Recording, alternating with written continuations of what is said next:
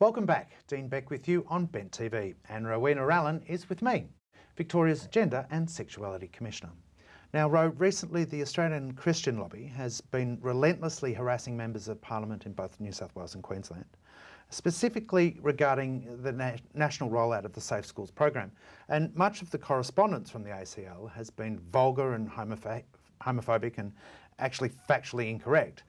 Has there been any of that to our MPs here in Victoria, the home of Safe Schools? Yeah, absolutely. And I've spoken to both sides of Parliament about that, and they say that it's just the inbox is so full of this chain emails that it kind of completely dilutes any messages they might want to be sending at all, and just frankly it's just annoying them. So it's working in favour, really, of safer school projects. So it's very sad, isn't it? It is very sad, and it's very desperate, and it's very ill-informed. It's very ill-informed. And I've seen the Minister for Equality's response to one of the emails. He CC'd me into it. It was very clear. It was like, this is our policy. Thank you for your email. This is what we will be doing. Thank you very much. It's very clear that safer schools is here to stay.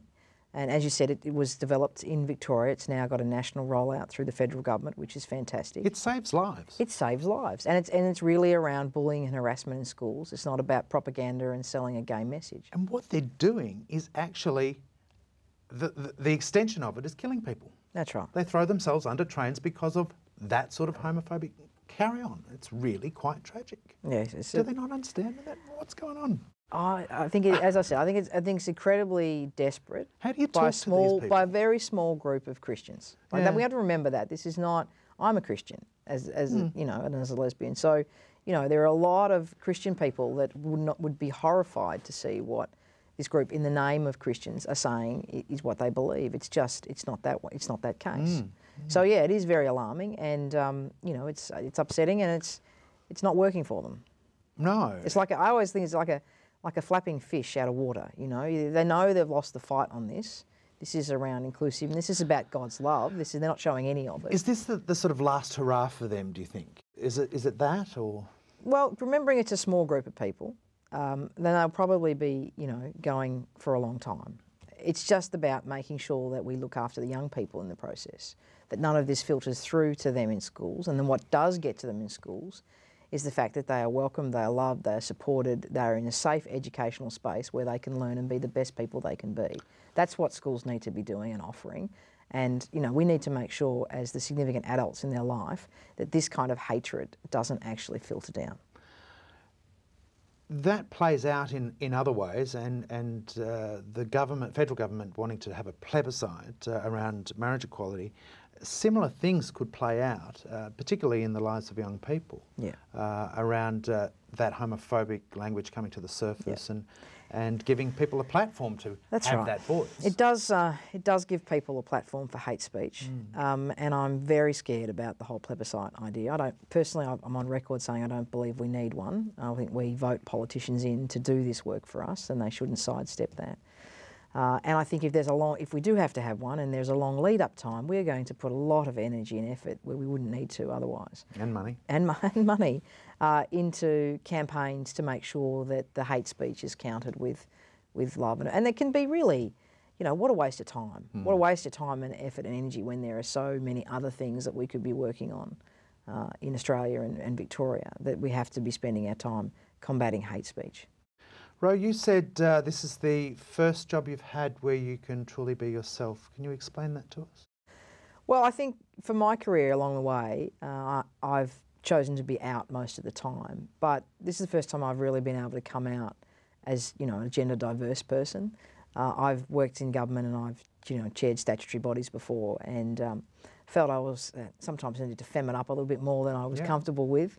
So this is really coming home. This is a job where, you can absolutely be yourself. So I know how hard it is for other people. I don't encourage other people to come out, if it's not safe for their work or for their home or their family. But for me, I've just got the dream job. And Dean, I've been quoting Mark Twain a hell of a lot. There's 2 amazing days in your life, the day you're born and the day you realise why. And that's how this feels for me. It's a pretty special space to be working in. It's incredibly special, but I also feel the weight of responsibility to get it right. And it's not, you know, the position not being about me, but the importance of having a commissioner for gender and sexuality. Now, getting it right's an interesting thing because in a gender diverse space, pronouns are always the sticking point. In media, it's a real tough one. Yeah. And on the fly, when we've culturally grown up with male and female gender pronouns, we have a lot of learning to do in this space to be welcoming of gender diversity. And you're going to help us in the media make that a That's little right. easier, aren't you? I'm going to be working with Kate Jenkins, the Human Rights Commissioner from the Human Rights Legal Opportunity Commission. It's on a list of things, but we certainly hope to get it done soon, because we're not going to be a very large resource, but a resource for media around gendering and misgendering. And this came on the back of what happened to Captain Kate McGregor in the media some months ago now. And it's not that difficult. The principles are pretty simple. That was pretty malicious. That was example, malicious. though, yeah. That was malicious. But it is saying we've got to get this right. And to do that, you just need to ask a person what their preferred pronoun is. You know, and sometimes it's he, she, or you know, they, or you know, or just using the person's name. You know, I'm very flexible, and I'm really hard to offend. So I'll answer to she, I'll answer to he, I'll answer to it. You know, I'll answer to most I'll continue things. to muck it up then. But all right? you know, my preferred pronoun is Row. Really, Sure. And so it's you know, and I muck it up. And I'm the Commissioner for Gender and Sexuality. You know, there was a bet going between myself and a mate about how long it would take me to muck it up. And he said, oh, probably about 2 weeks. I think it took me 4, but, you know, it's about the respect when you muck it up. It's about, you know, saying, oh, sorry, you know, I meant this, or what you prefer. And just acknowledging it, because it is tricky. It is tricky. Well, Ro, it's been wonderful to find out a little bit more about your role and what you've been doing of late. And it's clear that there's still quite a lot of work to do. But before we are comfortably numb in this blissful nothingness that is true equality, we wish you all the best, and may you deliver it one day for us all. We also want to say, you've got a thing about toilets that is your agenda, and we must touch on that before we go. Yeah, okay.